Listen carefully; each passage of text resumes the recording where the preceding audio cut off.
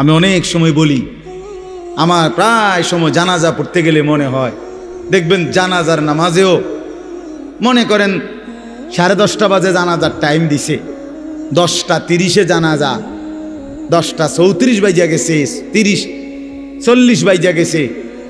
কিছু মানুষের এই পরিমাণ অস্থিরতা, এই মিয়া টাইম টেবিল ঠিক রাখো না, কইলা 10:30টায় জানাজা, 10টা মিনিট ওভার হয়ে গেছে, কতক্ষণ খাড় করায় রাখবা? মানে উনি ব্যস্ত, ওনার এই 10 মিনিট সময় নাই। আল্লাহর কসম বন্ধু, এই মানুষটাও এরকম ব্যস্তই ছিল।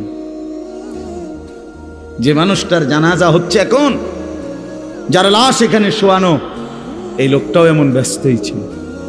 তার হাতেও একদিন সময় ছিল না। আজ গোটা পৃথিবী সব আগার জায়গায়, এই বেচারা শুধু নিস্তব্ধ। চোখের সামনের জলজ্জান্ত মানুষটা স্তব্ধ, আর হাত নড়ে না, পাও নড়ে না, আর চোখ নড়ে না, জিহ্বা নড়ে না। এজন্য দুনিয়ার এই ব্যস্ততার ভিতর দিয়ে আমরা যদি মনে করি যে আমি শুধুই দুনিয়া, ভালো মন্দ, লাভ লোকসান, চাওয়া পাওয়া, প্রাপ্তি অপ্রাপ্তি, বনের চাহিদা পূরণ, সবকিছু শুধু দুনিয়া ভাইয়া, বাবা তো আখিরাত কার জন্য? কবর কার জন্য? তাইলে নবীজি সাল্লাল্লাহু আলাইহি সাল্লাম কাকে তাইলে আখিরাত বুঝাইতে চাইছেন? আল্লাহর কোরআন এমন কোন সূরা নাই, কোরআন শরীফের 114টি সূরা, 114টি সূরার এমন কোন সূরা নাই, এমন কোন রুকু নাই কোরআনে যেখানে আখিরাতের কথা, পরকালের কথা আলোচনা নাই। এই পরিমাণ আল্লাহ তাআলা আখিরাত, আখিরাত, পরকাল, পুনরুত্থান, হাসরের মাঠ, এগুলো আল্লাহ তাআলা এতবার বলছেন, অস্বীকার করার, পাশ কাটার কোনো সুযোগ নেই, কোনো সুযোগ নেই। কোরআন শরীফে আছে সূরা মুলকের মধ্যে, জাহান্নামী যখন চিৎকার করবে, জাহান্নামের ফেরেশতারা তখন বলবে, আলাম ইয়াতিকুম নাদির, এই নাফরমান, তোমারে কি কেউ কোনোদিন জাহান্নামের ভয় দেখায় নাই? ক্বালু বালা, সে বলবে হ্যাঁ, কাদ জাআনা নাদির, আমার কাছে বহু ভয় প্রদর্শনকারী বান্দা এসেছিল। কত ইমাম, কত খতিব, কত আলেম, কত ওয়াইজ, কত বক্তা, কত পীর, কত মাশায়েখ, কত আউলিয়া, কত বুজুর্গ চোখের পানি ফেলে ফেলে বারবার বারবার আমার এই জাহান্নামের কথা বলছিল, কিন্তু ফাকাদ্দাবনা, আমি মিথ্যা মনে করেছি।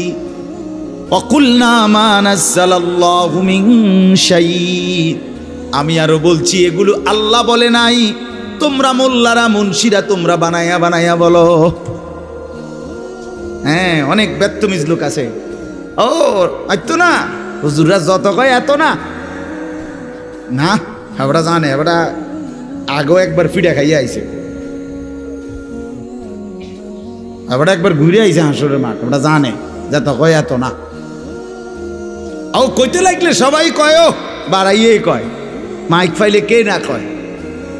এই সমস্ত বিদ্রুপ আলেমদের কথাকে আপনি অবজ্ঞা করিলেন। আসলে তো আলেমদের কথা না, কথা যদি হুজুরের কথা হইতো তাইলে না হয় আপনি ফেলে দিতেন, কিন্তু জবানে না হুজুরের কথা, তো সরাসরি আল্লাহর কথা, তো রাসূলুল্লাহর, আল্লাহর, তো সে কথা প্রত্যাখ্যান করলেন কেন? আপনি আমার কথা, আমার ব্যক্তিগত যদি কথা হয় সেটা ফেলে দেন, কথা বোঝেন নাই। কিন্তু উলামায়ে কেরাম আপনাদেরকে নসিহতের মাধ্যমে নিজের ব্যক্তিগত হুজুরদের কথা বলে না, কথা বলেন না কেন? কার কথা বলে? আল্লাহর কথা বলে, রাসূলুল্লাহ সাল্লাল্লাহু আলাইহি সাল্লামের কথা বলে, তো সেটা বাদ দিলেন কেন?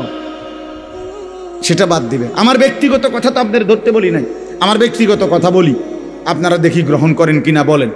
মনে করেন আমি কুমিল্লা ক্যান্টনমেন্ট থাকি, ময়নামতি সাহেবের বাজার, আমার মাদ্রাসা বাসা ওইখানে। তো আমি কুমিল্লা ক্যান্টনমেন্টে একটা বড় টাওয়ার আছে, গুমতি টাওয়ার। এই গুমতি টাওয়ারের নিচে আন্ডারগ্রাউন্ডে মুদি দোকান এবং তরি তরকারির দোকান। আমি প্রত্যেক দিন ওইখানে তরি তরকারি এবং মুদি যত মাল, এই যে পেঁয়াজ, রসুন, আদা, তেল এগুলো এবং মাছ তরকারি, এগুলো ওই গুমতি টাওয়ার থেকেই সবসময় কিনি। আপনারাও সবাই নিয়ত করেন ইনশাআল্লাহ এখন থেকে সবাই কুমিল্লা ক্যান্টনমেন্ট গুমতি টাওয়ার থেকেই তরকারি এবং চাল ডাল তেল কিনবেন, বলেন ইনশাআল্লাহ। কথা বলেন না তো, তা আপনি কি বলবেন? কি কি হুজুর আপনি পাগল হলেন নি? আমি কিনতাম আমার আমনের ক্যান্টনমেন্ট আমি কিনতাম যাবো, আমাকে দেশে কি মাছ তরকারির অভাব পড়ছে নি? ঠিক কি না বলেন না কেন? তাহলে এইটা না আমার ব্যক্তিগত কথা, কথাটা আমার বুঝছেননি? এইটারে তো আপনারে মানতে কই নাই আমি তো বলি না আপনারে যে আপনি আমার লগে গিয়ে বাজার করেন। তাহলে আপনি যে বললেন হুজুর এরম কয়, হুজুরের সব কথা ধরলে চলন যাইতো না বর্তমান জমানায়। আপনারা তো আমার একটা কথাও ধরতে বলি নাই, আপনাকে বলছি আল্লাহর কথা না ধরতে। আপনাকে তো বলেছি ভাইয়া রাসূলুল্লাহ সাল্লাল্লাহু আলাইহি ওয়াসাল্লামের কথা ধরতেন। আল্লাহর কথা ফিরায় দেয় কেমনে? নবীর কথা ফিরায় দেয় কেমনে? বলেন বাবা, মেহেরবানি করে এই জন্য বুঝতে শিখেন, বুঝতে শিখেন।